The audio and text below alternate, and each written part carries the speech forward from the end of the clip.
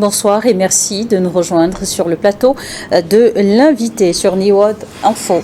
L'Union des ressortissants de la CEDEAO du Togo se dit sensible à la division qui s'opère au sein de l'espace. Dans le cadre de la présentation de son nouveau bureau formé ce mois à Lomé, l'UR a saisi l'occasion d'une conférence de presse pour évoquer la situation politique au sein de l'espace CEDEAO. Ont été évoquées à cette occasion les causes des différentes crises, mais aussi des recommandations en guise de propositions, de pistes de solutions. Sur ce plateau, je reçois Baldé Amadou Houri, président UR CEDEAO Togo. Bonsoir et merci d'avoir accepté notre invitation. Merci de nous avoir invités de votre plateau pour parler de l'intégration.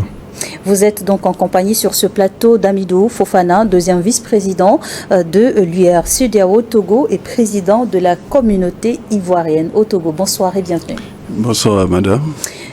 On va donc profiter de l'occasion de votre présence donc sur ce plateau pour découvrir davantage cette organisation créée donc depuis 2003, l'UR CEDEAO Togo. Quels sont les objectifs?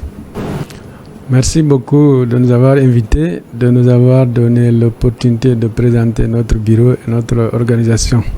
Vous savez, l'Union des ressortissants de la CEDEAO, l'idée est née à partir de 2000, particulièrement précisément au Bénin, et avec la crise ivoirienne de l'époque. L'idée a fait son chemin. Le bureau était aussi créé au Togo, installé en 2003 avec le ministre d'alors Kofigo.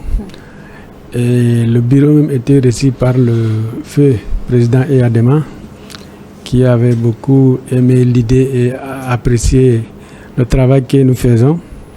Bon, depuis aussi, l'idée a fait son chemin. On a travaillé dans beaucoup de dossiers, dans beaucoup de crises. On a reçu plusieurs leaders de la société civile de l'Afrique de l'Ouest ici au Togo. Et le bureau a été renouvelé en 2017. On a travaillé les 5 dernières années avec les autorités togolaises et les institutions de la place pour vulgariser et faire connaître les citoyens les textes communautaires de la CEDEAO. Justement, en termes de contribution, quels sont les axes prioritaires en termes de plan d'action de l'Union des ressortissants de la CEDEAO? Oui, l'Union des ressortissants de la CEDEAO, comme vous l'entendez, c'est une organisation de la société civile qui travaille à vulgariser les textes communautaires, pour contribuer à faire connaître les décisions prises aux conférences des chefs d'État. Et notre rôle aussi, c'est de sensibiliser et former les citoyens communautaires qui viennent de tous les horizons pour qu'ils comprennent les textes, connaître leurs droits et leurs devoirs. Parce que tu ne peux pas réclamer ton droit sans connaître le devoir que tu dois faire. Et dans notre action de ces 5-6 dernières années, on a beaucoup travaillé à former les éleveurs, les agriculteurs, les sensibiliser sur les questions de la transhumance, les sensibiliser, les informer des couloirs établis par le Togo et le Bénin et le Ghana, les pays de Sahel, comment ils peuvent, à quel endroit ils doivent emprunter pour les couloirs, les sensibiliser à partir des pays de départ pour vacciner les troupeaux avant de se déplacer. Et on a travaillé aussi dans plusieurs séminaires de formation des éleveurs, comment collecter, asséminer et transformer leurs produits laitiers au niveau de la région plateau et maritime. Et c'est quelques actions qu'on a menées depuis ces 5 dernières années. On a travaillé aussi avec l'ambassadeur résident pour faire des missions à la frontière Togo-Bénin, Togo-Ghana, pour voir l'effectivité de la libre circulation des personnes et des biens. Voilà, comment se comportent les autorités sur les frontières. Et on a aussi une collaboration avec l'Agence régionale pour l'agriculture et l'alimentation qui est ARA, qui travaille beaucoup dans le domaine agricole et de l'élevage. Et bon, on forme les gens pour vraiment surtout employer, surtout souffrir dans le domaine précis de l'élevage et un peu de l'agriculture et dans les autres domaines aussi. Mais ces dernières années, vous n'êtes pas sans le savoir, il y a eu beaucoup de problèmes, de transhumance, voilà, de crises sécuritaires au Sahel, de crises politiques ici et là. Bon, nous aussi, au niveau de la base, on travaille pour vraiment minimiser la désinformation qui se trouve autour de la CEDEAO actuellement. Si vous le permettez, M. Ory, on va en revenir plus en détail dans le courant de cette émission. Hamidou Fofana, vous qui êtes le vice-président, vous êtes également le président de la communauté ivoirienne au Togo. Et comment est-ce que les communautés justement étrangères sont organisées? Merci. Et comme vous l'avez bien dit, les communautés étrangères au Togo sont très bien organisées parce que chaque communauté étrangère vivant au Togo, ils ont un président, en tout cas ils sont très bien organisés. Comme bon, moi je dis à l'époque, l'État togolais me prenait l'exemple sur la Côte d'Ivoire. Il dit mais attends, vous voyez pas comment les Ivoiriens sont bien organisés parce que quand on avait nos fêtes d'indépendance, on invite toutes les autorités togolaises. Et ceux qui ne viennent pas, ils se font représenter pour vous dire que vraiment, ici, on se sent comme chez nous. C'est-à-dire, si aujourd'hui, il n'y avait pas le Ghana entre le Togo et la Côte d'Ivoire, je pense même qu'on allait avoir le même passeport, bien les mêmes pièces. Ouais. Pour vous dire qu'un Togolais en Côte d'Ivoire, il est chez lui, un Ivoirien au Togo, vraiment, il est chez lui. Il se sent très à l'aise au Togo. Merci. Alors, vous avez cité justement, M. Ory, dans l'entame de vos propos, le feu président Gnassingbé Eyadema, qui a donc été témoin de la naissance de votre organisation. Justement, quels sont les liens intrinsèques entre la vision de votre organisation et celle des pères fondateurs de la CEDEAO, les pères fondateurs parmi lesquels justement le feu président Gnassingbé Eyadema est cité? Oui, bien sûr, notre vision, nous on a vu par exemple dans les années 2000, Togo est toujours, jusqu'à présent, est la plateforme diplomatique de la sous-région. Vous savez, Togo était toujours comme ça aussi à l'époque du président Eyadema. Au 2 février, chaque fois, les différents protagonistes se réunissaient et la diplomatie s'attelait à arrondir les ongles pour créer un violon ou un terrain d'entente entre les pays comme la Guinée-Bissau, le Sierra Leone, le Libéria, la crise ivoirienne et beaucoup de crises qui se sont déclenchées dans la sous-région étaient en partie réglées ici au Togo. Ça a inspiré les pères fondateurs. Nous aussi, on est venu prendre le relais. Ce n'est pas nous qui avons fondé l'URCDAO, mais les pères fondateurs, ça les a inspirés. Par exemple, l'honorable Christophe Tchao, c'était le secrétaire général, ceux qui ont fondé l'URCDAO, le premier bureau du Togo. Nous aussi, on est venu prendre le relais parce que le besoin de l'URCDAO se fait plus en plus sentir au niveau des communautés. Il y a un vide entre le sommet de l'État et la population à la base. Oui.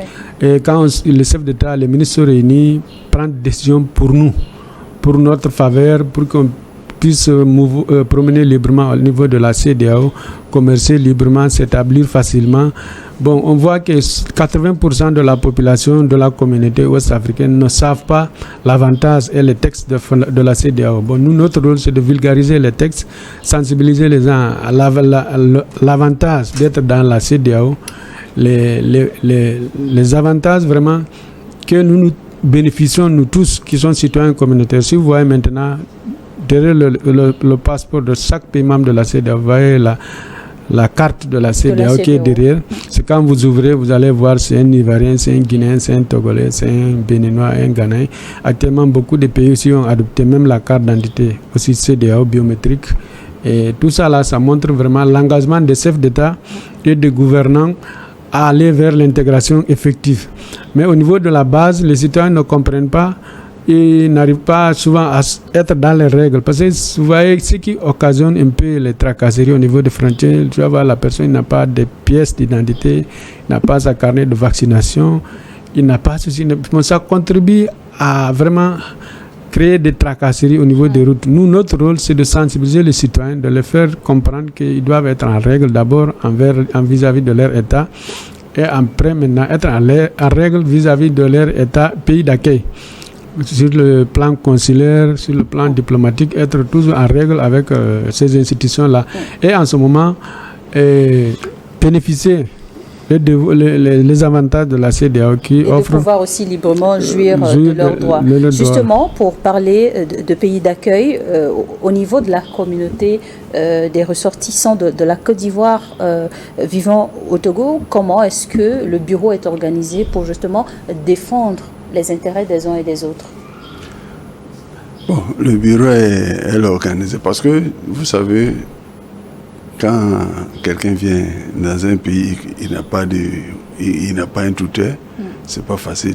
C'est pour ça que chaque fois on dit aux gens, déjà depuis l'ambassade ou bien depuis la Côte d'Ivoire, si vous voulez venir au Togo, d'accord, mais quand vous venez chercher à rencontrer la communauté, c'est-à-dire vous partez au consulat pour demander est-ce qu'il y a la communauté? Oui, vous venez vers la communauté ou bien... Et déjà pour se faire déclarer... Déclarer parce que quand tu viens dans un pays et que tu ne te fais pas déclarer, c'est pas au moins que tu as un souci que tu vas commencer à courir derrière les gens. Généralement, sur le terrain, on a l'impression que c'est ce qui se passe. C'est en cas de difficulté qu'on cherche maintenant à... Voilà, et c'est pour ça que nous disons chaque fois à nos compatriotes qui viennent dans ce pays, on dit que non, quand vous venez là, allez-y au consulat.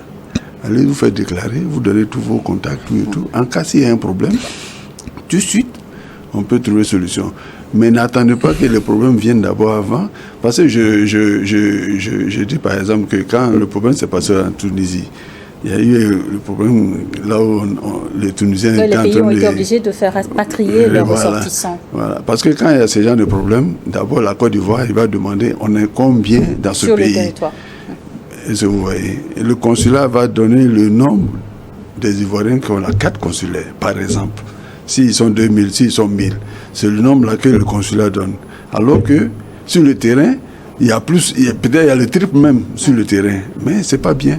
C'est pas au moins qu'on doit sauver les 1000 et qu'il y a 5000 qui vont se présenter qui sont Ivoiriens. Même s'ils sont Ivoiriens, on ferait face d'abord aux 1000. Donc, chaque fois, ils sont régulièrement déclarés et enregistrés. Voilà, oui. Justement, pour vraiment mieux organiser tout ce dispositif, comment est-ce que, dites-nous, Président, quels sont les rapports déjà que vous entretenez avec les autorités locales dans chacun des pays?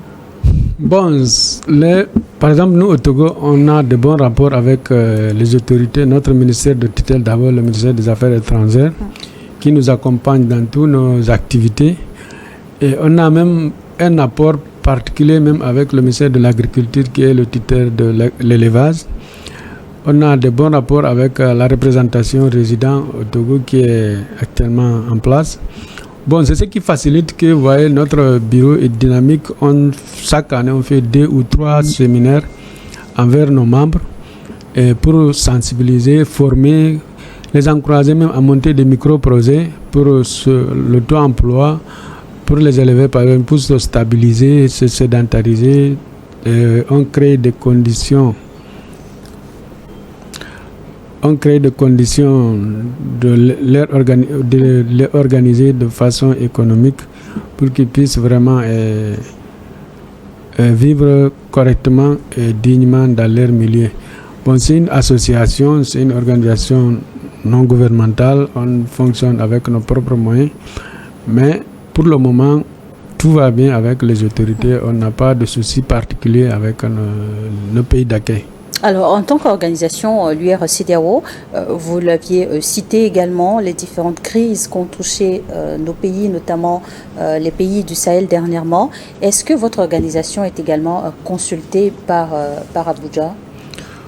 Oui, j'avoue que la crise actuelle au Niger, Abuja nous a consultés. Moi particulièrement, j'ai fait plusieurs réunions avec la représentation résidente. Quand il y a un sommet qui se prépare, on m'invite, je contacte tous les gens, les transporteurs, les transitaires, les camionneurs.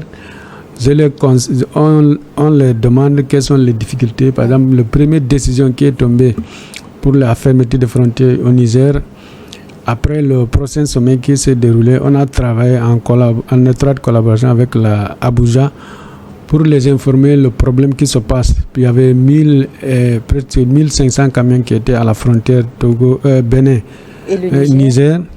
Il y avait les camions qui étaient de la PAM qui étaient destinés à aller secourir les populations vulnérables du Niger qui étaient à la frontière à la décision, au moment que la décision de fermer la frontière était prise, et les transporteurs aussi qui étaient angoissés, qui avaient des denrées de Et en première ce nécessité. moment précis, justement, quels ont été vos rôles, quelles sont les contributions, justement, que vous aviez pu apporter sur la table dans la recherche des pistes de solutions? Oui, la contribution que nous on a apportée, c'est d'informer d'abord Abuja, le problème qui est sur le terrain, qui est réel, et de proposer de faire travailler plus les diplomates que les militaires.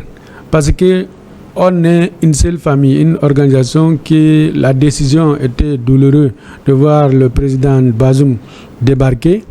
Mais malgré tout ça, on ne devrait pas aller au-delà des textes qui disent que bon, quand il y a un problème, on doit d'abord prendre des mesures conservatoires, envoyer des émissaires, voir qu'est-ce qui se passe, s'enquérir des problèmes réels du pays concerné et après maintenant s'asseoir, décider des sanctions graduelles.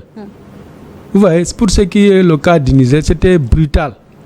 Or que les textes disent que quand il y a un problème dans le pays, on doit d'abord se réunir pour envoyer des émissaires, s'enquérir des situations. Et après, il rencontre au chef d'État.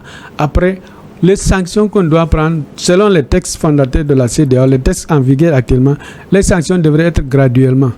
Mais les sanctions ne devraient pas aller jusqu'à zèle des avoirs de la Banque centrale du Niger et empêcher de faire venir les produits pharmaceutiques, empêcher de venir des produits de première nécessité comme le riz, l'huile, c'est-à-dire des denrées de base. Un pays sahélien qui n'a pas de port, c'était excessif. Mais quand le problème est surgi, on a fait notre travail au niveau de la base, on a remonté au niveau de la représentation qui est là, nous a promis, on a travaillé jusqu'à 16h30, il nous a dit qu'Abuja attend notre rapport pour vraiment, parce que c'est le lendemain, le chef d'État devrait se réunir.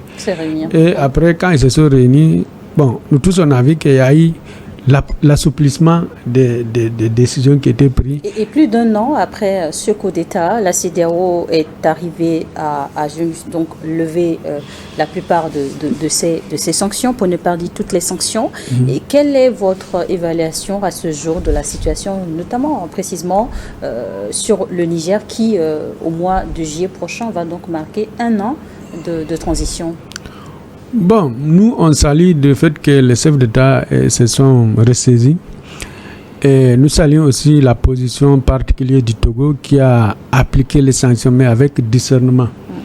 C'est-à-dire, le Togo n'est pas parti à yeux fermés contre les populations vulnérables du Niger. Le chef d'État du Togo a pris vraiment la mesure de difficultés qui avaient assisté la population, parce que c'est la population qui était victime, ce n'est pas les militaires au pouvoir.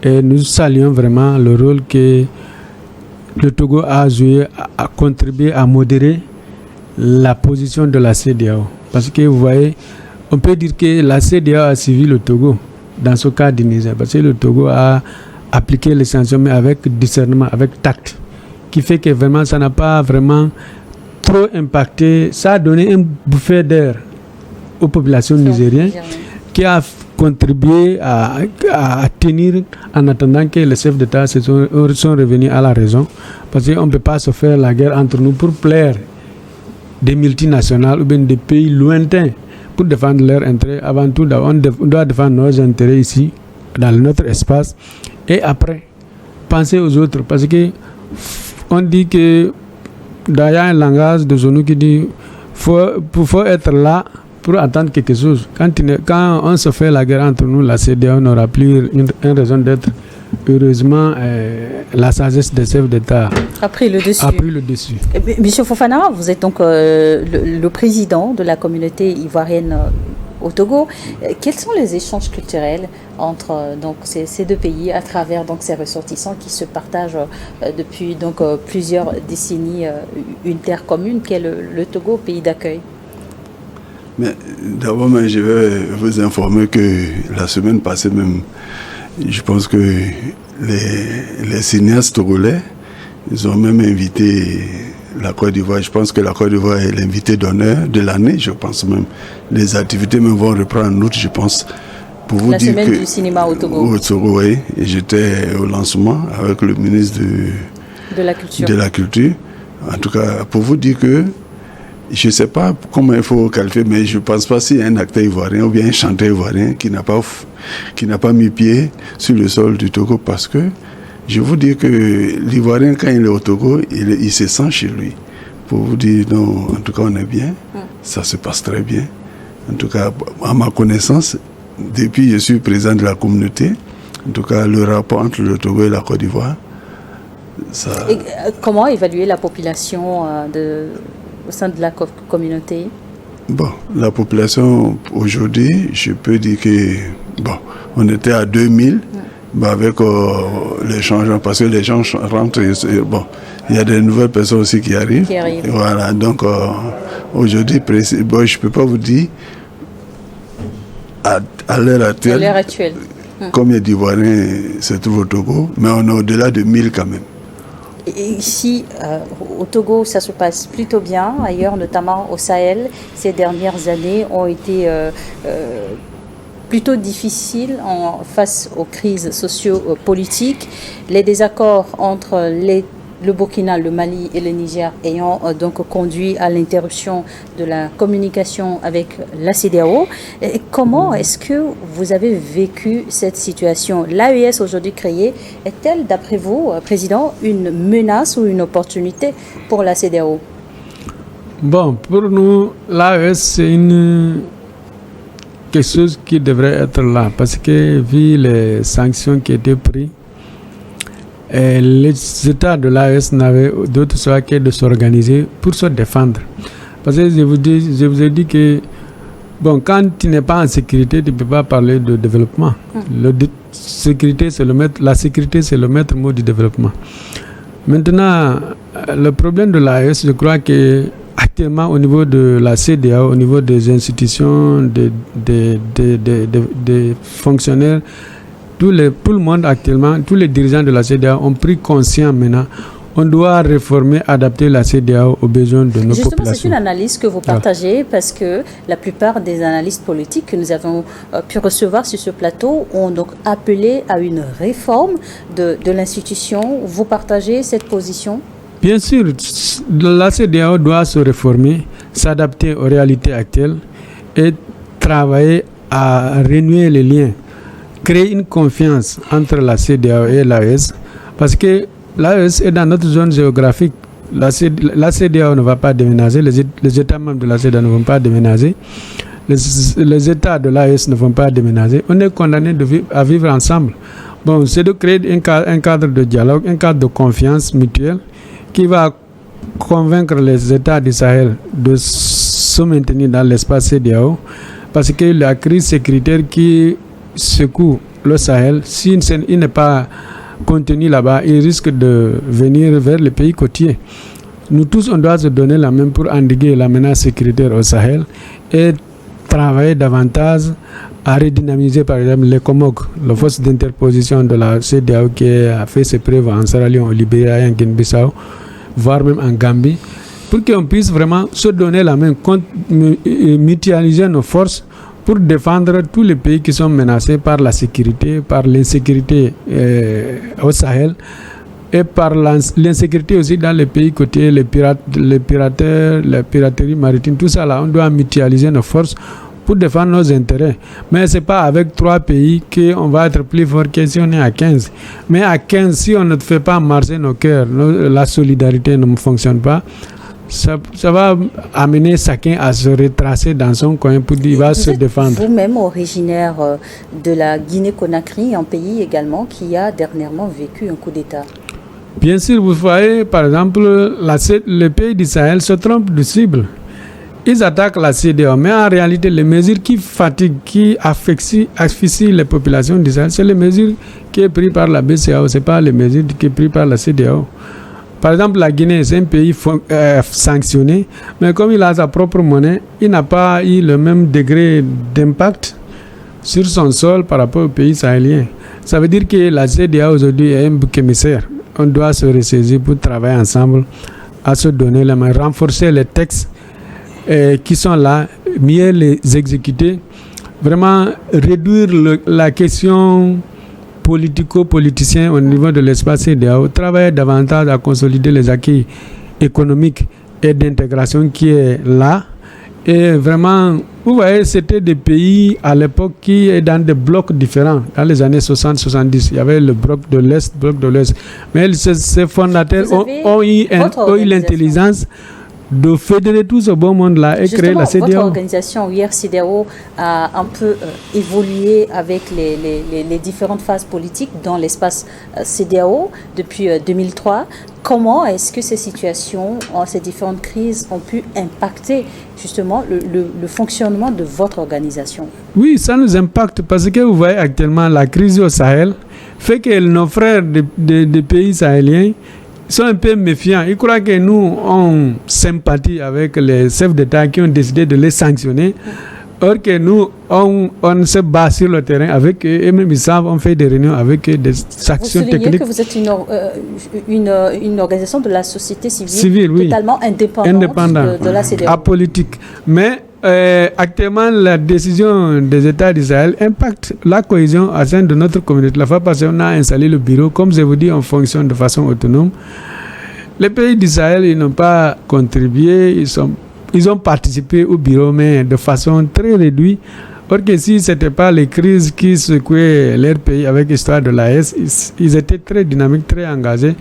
Ça allait être plus vraiment cohérent et facile pour nous de travailler avec eux. Mais actuellement, on continue de travailler à construire les passerelles, créer des ponts pour que tout ça là se consolide et dans quelques années, dans quelques mois, cette histoire de sortie de la CEDEAO soit des mauvais souvenirs. Comment est financé l'UR-CEDEAO?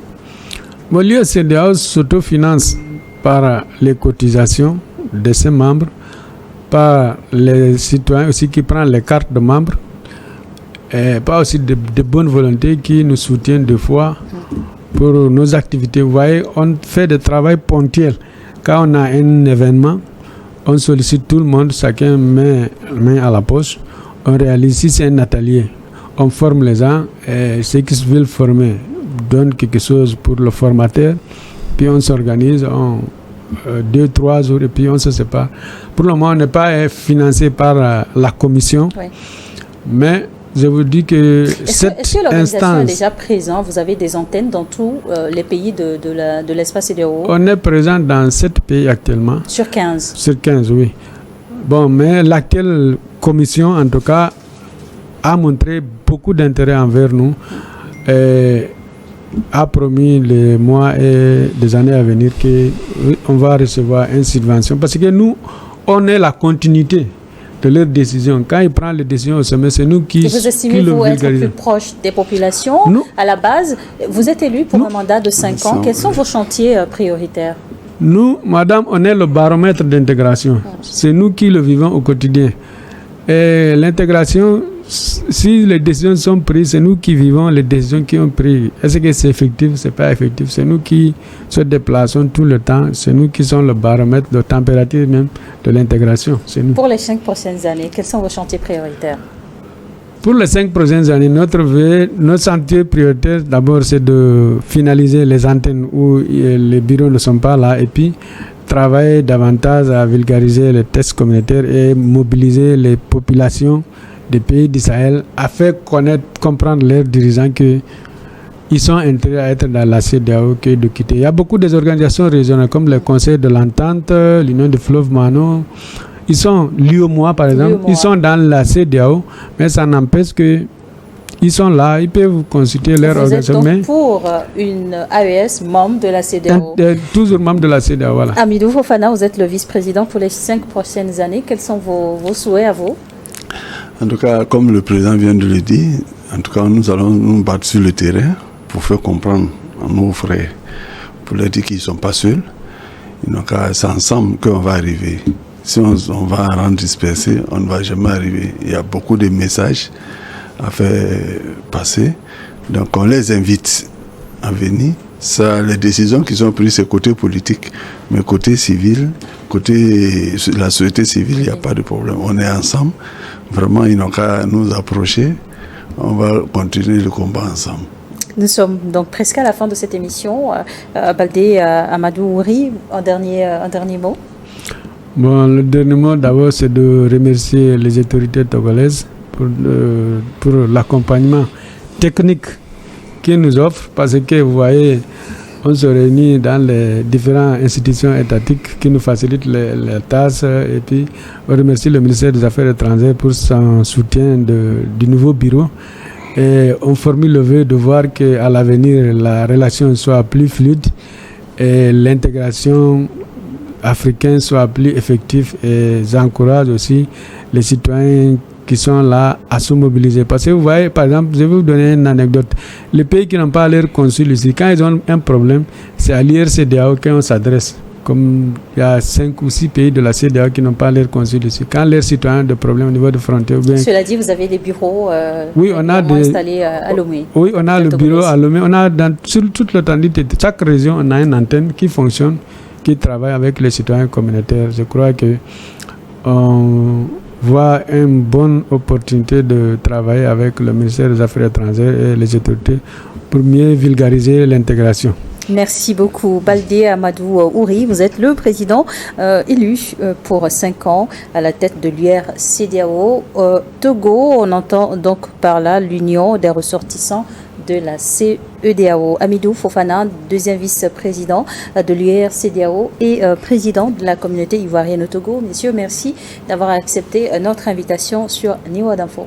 Merci, madame. Et merci à vous également de nous avoir suivis dans ce nouveau numéro de l'invité.